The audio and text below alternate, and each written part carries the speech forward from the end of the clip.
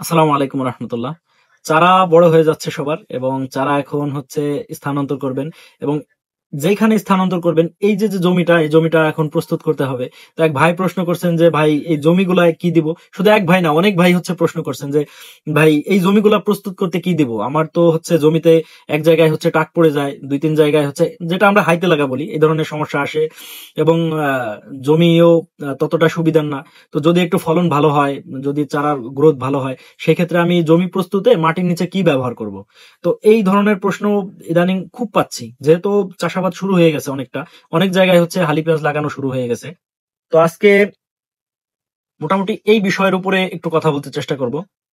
26% জমি মানে হচ্ছে আমাদের অঞ্চলে 10 কাঠা।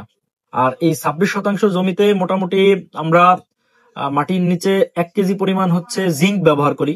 আহ, সেটা যে কোনো কোম্পানির হতে পারে। জিঙ্ক জিঙ্ক মানে মোনোহাইড্রেট, এটা হচ্ছে আপনি গ্রোজিন ব্যবহার করতে পারেন। এর আরো যত কোম্পানির আছে, আপনি জিঙ্ক বলতে যে কোম্পানির হোক আপনি ব্যবহার করতে পারেন, কোনো সমস্যা নেই। এবং ব্রোন আছে, ব্রোন অ্যাসিড বরিক, এই বরিকটা আপনি ব্যবহার করতে পারেন, তবে বরিকের মাত্রা যেন অতিরিক্ত বেশি না হয়। এটা 500 গ্রাম পরিমাণ ব্যবহার করলে হয়ে যাবে 26%।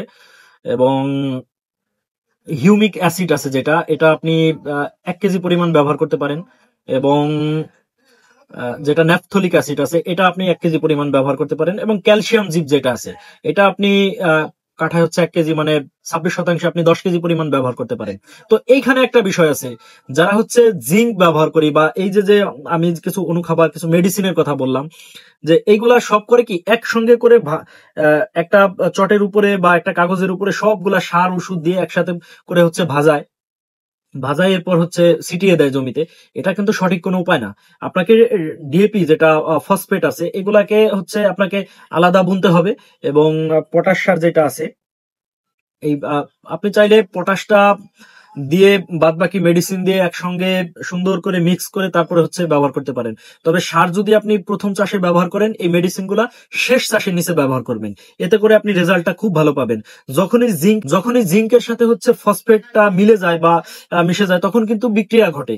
এটা আমরা অনেকেই জানি না, যার কারণে হচ্ছে আমরা জিঙ্ক এবং ফসফেট সব একসঙ্গে করে মিশিয়ে পরে ছিটিয়ে দেই, এতে করে জিঙ্কের কোনো কাজে আসে না। এটার একটা কারণই হচ্ছে বিক্রিয়া হওয়া। এজন্য আপনি ডিএপি সারটাকে একটু আলাদা করে বুনতে চেষ্টা করবেন, বা যে ধরনের সার ব্যবহার করেন একটু আলাদা করে প্রথম চাষে হচ্ছে আপনি সার বুনতে চেষ্টা করবেন। এবং শেষ চাষের নিচে হচ্ছে কি পটাশ সারটাকে রাখবেন, এবং এই পটাশ সার দিয়ে সবগুলোকে মিক্স করে এরপর হচ্ছে বুনাইতে চেষ্টা করবেন। এতে করে আপনি সবগুলো সারের হচ্ছে এবং মেডিসিনের হচ্ছে সুন্দর রেজাল্ট পাবেন ইনশাল্লাহ।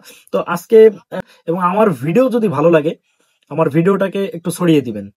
সকলে ভালো থাকবেন, সুস্থ থাকবেন। আল্লাহ হাফেজ।